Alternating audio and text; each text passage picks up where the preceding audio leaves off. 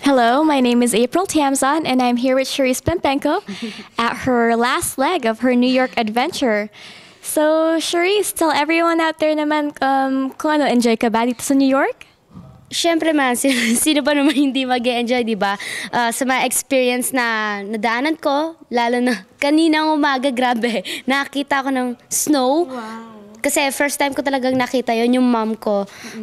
Kanina pa siya madaling araw nagising pero hindi niya napansin yon. Pansin daw niya bakit daw puti yung paligid. yun pala snow na yon. Tapos ginising niya ako, grabe.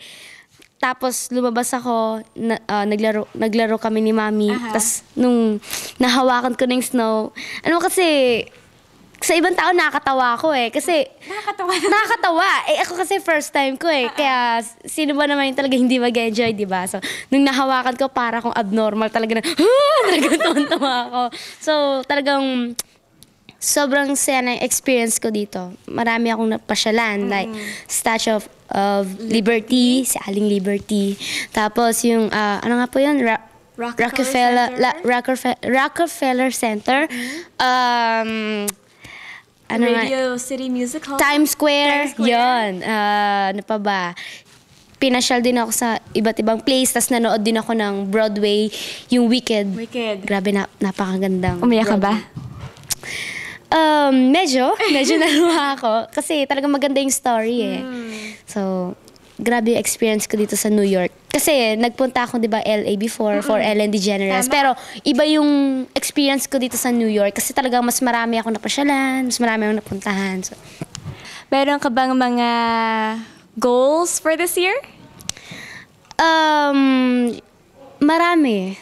Siyempre, marami eh. So, siyempre, gusto ko, isa doon yung for my career. Siyempre, importante yon. Pero sa ngayon, siyempre,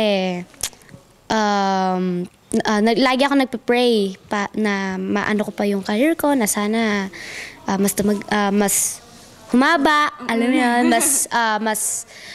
yun, mas lumaki or basta mas maging success. Yan. So, pray lang ako ng pray na sana po mas maging success po yung career ko para, kasi ito yung dream ko eh. Yan, yung nag-guest pala kay Miss Ellen, isa na yung sa dream ko, di ba? So, sana mas maging success pa doon. Tama. And we all will be praying for you out there. Thank you. Meron ka bang any particular artist na you'd want to do a duet with someday? Siyempre, yung number one idol ko, si Whitney Houston. Yan. Marami akong idol eh. Si Mariah, si Beyonce, si Celine Dion. Pero siyempre, kung sino man yung una, siyempre si Whitney Houston. Kasi yung mga songs niya, lagi ko kinakanta. Nung bata pa lang ako, sumali ako sa TV. Siya na yung ginaya ko. So talaga, siya yung gusto kong makaduet talaga. Siyempre, hindi naman lahat to mangyayari. Itong mga experience ko ngayon, kundi rin dahil kay Tito Michael Garfinkel kasi siya yung tumulong sa akin sa visa. Tama. Siyempre, sabi din po niya na tutulungan niya rin po ako kasi yung brother ko nasa Pilipinas. Siyempre, medyo malungkot ako kasi gusto ko rin siya makasama para sama-sama kami.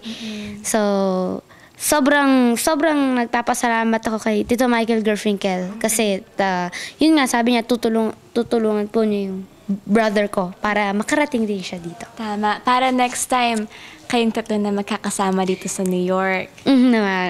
Pero syempre, nagpapasalamat din ako sa wife po niya, si Tita Millie Garfinkel. Kasi nung pong nagpunta ako sa LA noon, hindi ako makakaalis, wala akong kasama. Siya yung kasama ko. Siya yung nag-alaga sa akin. Wow. Para ko na nga siyang mami eh.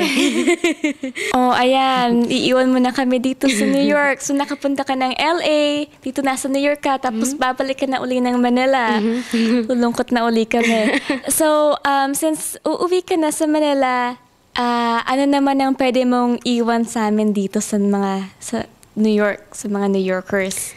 Of course, speaking of New York, so, para po sa inyong lahat to. Stop spreading the news. I'm living today. I want to be a part of it. New York, New York.